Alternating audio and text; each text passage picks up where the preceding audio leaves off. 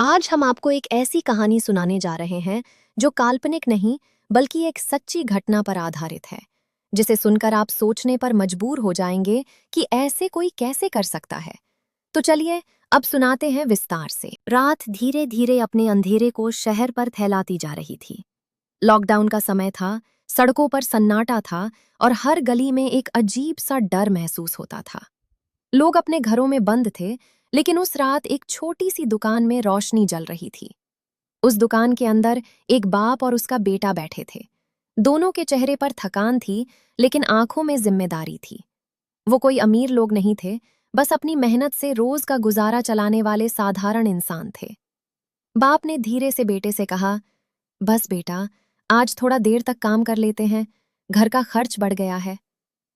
बेटे ने बिना कुछ कहे सिर हिला दिया।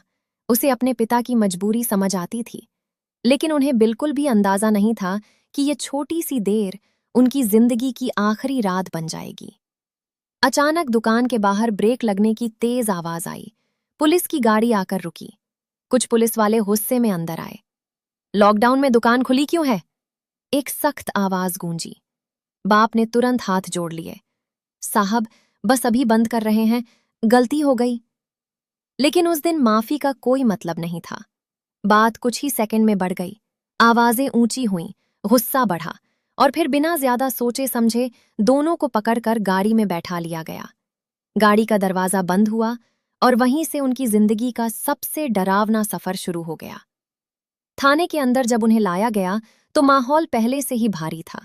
दीवारें जैसे चुपचाप सब कुछ देख रही थीं। उन्हें एक कोने में खड़ा किया गया। पहले कुछ सवाल हुए, फिर अचानक एक पुलिस वाले ने डंडा उठाया और पहला वार किया। उस एक वार के बाद जैसे सब कुछ बदल गया। डंडे लगातार गिरने लगे, गालियां हवा में भर गईं। बेटे की चीख गूंजी, पापा! बाप ने तुरंत उसे ढकने की कोशिश की। मेरे बेटे को मत मारो, जो करना है मुझ पर करो। लेकिन उस रात किसी को किसी की दया नहीं आई। हर वार के साथ उनकी आवाज कमजोर होती जा रही थी। दर्द इतना था कि शब्द भी साथ छोड़ रहे थे। थाने के एक कोने में एक महिला कांस्टेबल खड़ी थी। उसका नाम रेवती था। उसकी आंखें सब देख रही थीं। हर चीख उसके दिल में उतर रही थी।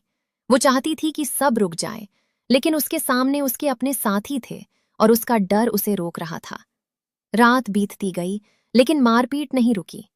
सुबह जब दोनों को बाहर लाया गया तो वो पहले जैसे नहीं थे। उनके शरीर टूट चुके थे, लेकिन फिर भी कागजों में लिखा गया, सब ठीक है। कुछ दिनों बाद बेटे की हालत अचानक बिगड़ने लगी। वो दर्द से कराहता रहा और फिर एक दिन उसकी सांसें थम गईं। बाप ने जब ये खबर सुनी तो उसकी दुनिया वहीं खत्म हो गई। उसका दिल ये सह नहीं पाया और कुछ समय बाद उसने भी दम तोड़ दिया।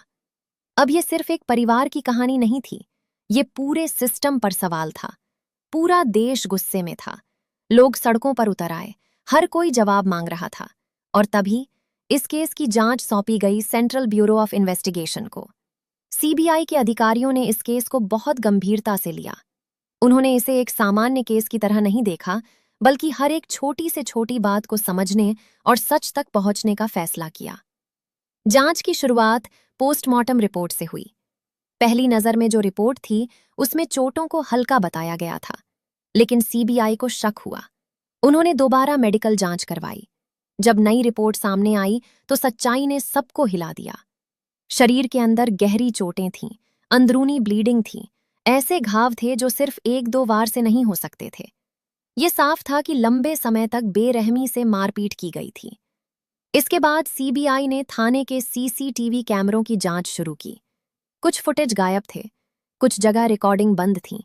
इससे शक और गहरा गया कि सच को छुपाने की कोशिश की गई है। फिर शुरू हुई पुलिस वालों से पूछताछ। एक एक करके सभी से सवाल किए गए, लेकिन हर किसी का जवाब अलग था। कोई कह रहा था कि कुछ नहीं हुआ, कोई कह रहा था कि हल्की मारपीट हुई। उनके बयान आपस में मेल नहीं खा रहे थे। सीबीआई को समझ आ गया कि सच सामने लाने के लिए सिर्फ कागज और कैमरे काफी नहीं हैं। उन्हें किसी ऐसे इंसान की जरूरत है जिसने सब अपनी आंखों से देखा हो। और तभी सामने आई रेवती।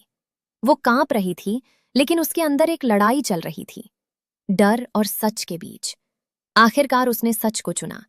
उसने बताया कि उस रात क्या हुआ था, कैसे बार बार उन्हें मारा गया, कैसे वो मदद के लिए चिल्लाते रहे और कैसे कोई नहीं रुका। उसकी गवाही ने पूरे केस की दिशा बदल दी।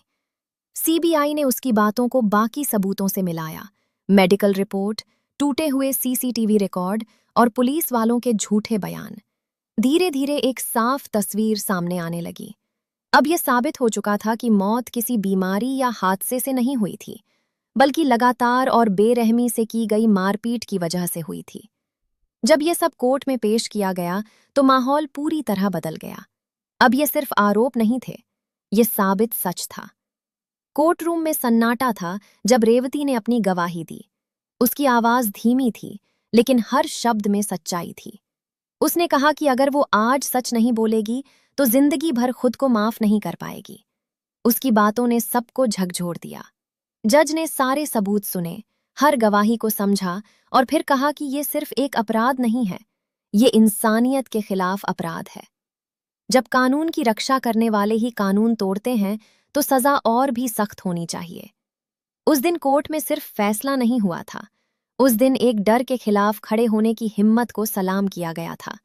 और इस पूरी कहानी के बाद बस एक बात रह जाती है कि सच को चाहे जितना दबाने की कोशिश की जाए, अगर कोई एक इंसान हिम्मत करके उसे बोल दे तो सच बाहर आकर ही रहता है।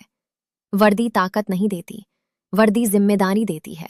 और जब जिम्मेदारी भूल जाते हैं तो कानून सजा देना जानता है।